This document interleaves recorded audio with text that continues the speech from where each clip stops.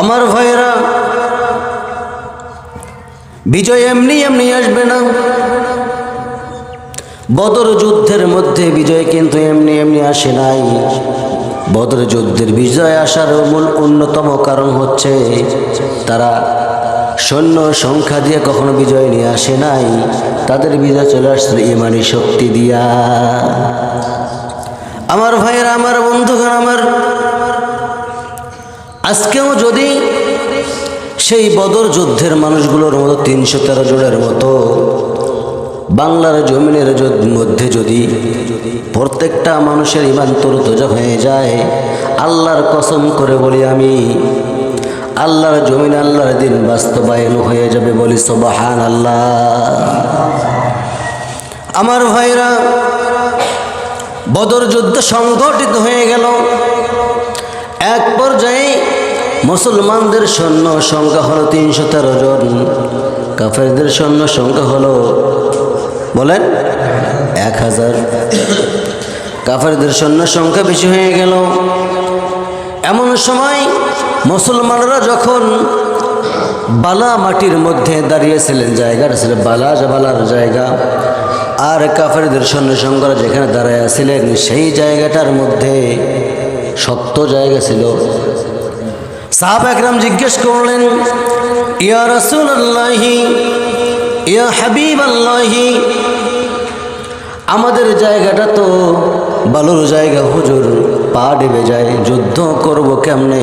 ওদের জায়গাটা হলো শক্ত জায়গা, আমরা যুদ্ধ করব কেমনে? ওদের পা কিন্তু ডেবে যাচ্ছে।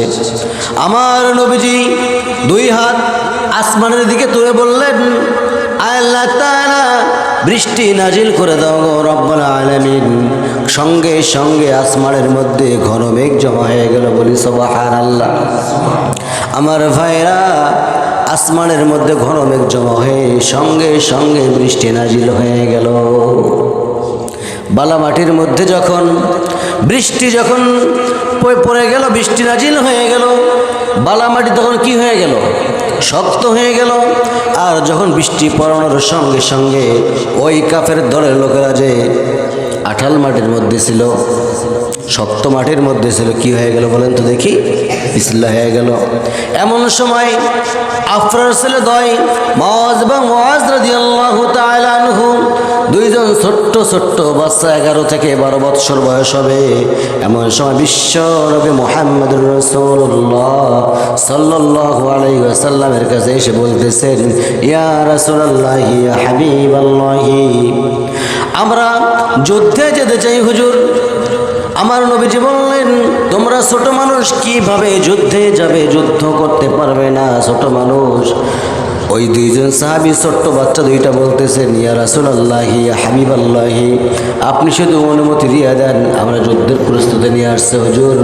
আমার নবী জবাবে বললেন, ও ছোট্ট ছোট্ট আফরাস রে মুআজ, ভালো করে শুনে নাও, তোমার যুদ্ধ করতে পারবে না, তার কারণ তোমার ফিটনেস নাই, তোমার হাইট কম, তোমার চেহারাও কম, বয়স একদম শর্ট। এত অল্প বয়সের মধ্যে আমি রাসূল পারমিশন দিতে পারবো না। এমন সময় বড় ভাই বলতেছেন, ইয়া রাসূলুল্লাহি, ইয়া হাবিবাল্লাহি, অন্তত আমি বড় আছি, আমাকে যুদ্ধের পারমিশন দিয়ে দেন হুজুর। সঙ্গে সঙ্গে ছোট ভাই বলতেছেন, ইয়া রাসূলুল্লাহ, ইয়া হাবিবাল্লাহি, ও শুধু লম্বায় বড় হয়েছে, আমার কিন্তু শক্তি বেশি। সুবহানাল্লাহ, আমার কিন্তু শক্তি বেশি হুজুর। আমার নবীজি মুস্কি মুস্কি হাসি দিচ্ছেন। যখন মুস্কি মুস্কি হাসি দিয়ে আমার নবীজি বলতেছেন, ঠিক আছে, যুদ্ধের পারমিশন দিতে পারি, 2 জন কুস্তি লাগো দেখি, 2 জন কুস্তি লাগো দেখি কার গায়ে জোর বেশি। তাহলে এখান থেকে চিন্তা করা উচিত আমাদের, বাচ্চাদেরকে ঘরে বসায় রাখবো না, বাচ্চাদেরকে ঘরে বসায় রাখবো, দিনের জন্য ছেড়ে দাও, যা তুই জাহান্নামে যা বলে কই দেবো, যা জানা তোমরা জাহান্নাম বাবু, যা আল্লাহ রাস্তা চলে যা।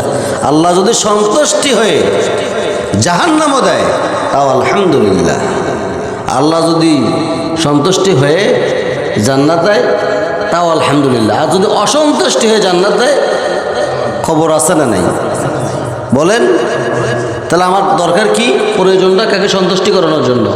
আমার মূল টার্গেট কি? আল্লাহকে সন্তুষ্টি করানোর জন্য। আল্লাহ যদি সন্তুষ্টি হয়ে জাহান্নাম দেয় তারপরেও খুশি আমি, শান্তি আমি, কারণ আল্লাহ সন্তুষ্টি আমার প্রতি। আর আল্লাহ অসন্তুষ্টি হয়ে জান্নাত দেয়, ওই জান্নাতের বিন্দু পরিমাণ আল্লাহর কাছে নেই। ঠিক কিনা? যেখানে আল্লাহকে আমি যাক দেখবো, যার কথা শুনবো, যাকে আমি দেখে সব সময় থাকবো, যার দিক তাকাইলে চোখের পলক পড়বে না, তাকেই যদি আমি না দিস, তিনি যদি সন্তুষ্টি না হন, তা ওই জান্নাতের আমার কোনো দরকার নাই। আমার ভাইয়েরা, এক পর্যায়ে বড় ভাই ছোট ভাইকে যখন নিচের মধ্যে ফেলায় দিল, নিচের মধ্যে ফেলায় দেওয়ার সঙ্গে সঙ্গে ছোট ভাই কানের মধ্যে মুখটা লাগায় বলতেছেন, ও ভাই, কত রাত একসঙ্গে ঘুমাইলাম, কত সময় একসঙ্গে খেলাধুলা করলাম, আমাকে ছেড়ে তুমি একা একা আজকে যুদ্ধে চলে যাবে নাকি? তোমার শরীরের একটু শক্তিটা কমায়া দাও, নিচের মধ্যে তুমি চলে যাও, তুমি নিচের মধ্যে আসো, আমি তোমার উপরের মধ্যে দেখায় দেই, তোমার চাইতে আমার শক্তিটা বেশি। আমার নবীজি এই দৃশ্য যখন দেখলেন, দৃশ্য দেখানোর সঙ্গে সঙ্গে আমার নবীজি চোখের কোনা বেয়ে টপ টপ করে পানি পড়তেছে আর কান্না করতেছে আর মুস্কি মুস্কি হাসতেছেন। বলি সুবহানাল্লাহ। আমার নবীজি ভাবতেছেন, হায় রে ছোট্ট ছোট্ট দুইটা বাচ্চা, সত্যি নাই ছোট মানুষ, তাদের স্পিড দেখো কেমন। আমার নবীজি খুশি হয়ে গেলেন, অর্ডার দিয়ে দিলেন। অর্ডার দেওয়ানোর সঙ্গে সঙ্গে আব্দুল্লাহ ইবনে মাসউদ রাদিয়াল্লাহু তাআলা আনহুর কাছে গেলেন। ওখানে গিয়ে দেখতেছেন সৈন্য সংখ্যাদের মাঝে আব্দুল্লাহ ইবনে মাসউদকে বলতেছেন, ও চাচা, আবু জাহেলটা কোনটা দেখায় দেন একটু। আব্দুল্লাহ ইবনে মাসউদ রাদিয়াল্লাহু তাআলা আনহু বললেন, তোমরা আবু জাহেলকে দেখে কি করবে? দেখায় দেন। নাস্তা করব। কি করবে? নাস্তা করব। মাশাআল্লাহ, নাস্তা করবে বলে দিছে, দেখছেন? নাস্তা করব, দেখায় দেন। সঙ্গে সঙ্গে আব্দুল্লাহ ইবনে মাসউদ রাদিয়াল্লাহু তাআলা আনহু চিন্তা করতেছেন, আবু জাহেলের টার্গেট তো আমার এই বাচ্চা দুইটা, না জানি কি করে। কথাটা বলার সঙ্গে সঙ্গে দেখা দিলেন, ওই যে দেখা যায় ঘোড়ার পিঠের মধ্যে যে ব্যক্তিটা, ওই ব্যক্তিটাই হলো আবু জাহেল। দেরি হয় নাই, সবার চক্ষুকে আড়াল করে এই ছোট্ট ছোট্ট দুইটা বাচ্চা সবার চক্ষুকে আড়াল করে কোন গোত্র লোক কেউ বুঝতে পারে নাই। দুই ভাই চলে গেছেন আবু জাহেলের কাছে। কোথায়? আবু জাহেলের কাছে চলে গেছেন। আবু জাহেলের কাছে চলে গিয়া দুই ভাই দুই দিক হয়ে আল্লাহু আকবার তাকবীর বলে ছোট্ট ছোট্ট তরবারি ছিল। সেই সময়ের মধ্যে ছোট্ট তরবারি, বেশ বড় তরবারি নয়।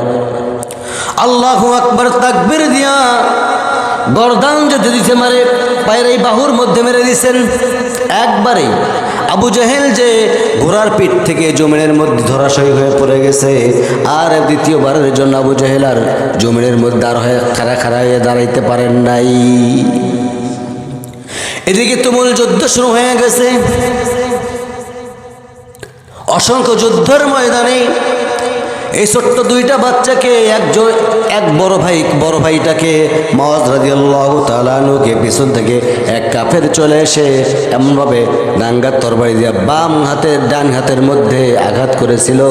হাতটা ছিটকে পড়ে যায় নাই, চামড়ার সঙ্গে ঝুলাই দিয়েছিল।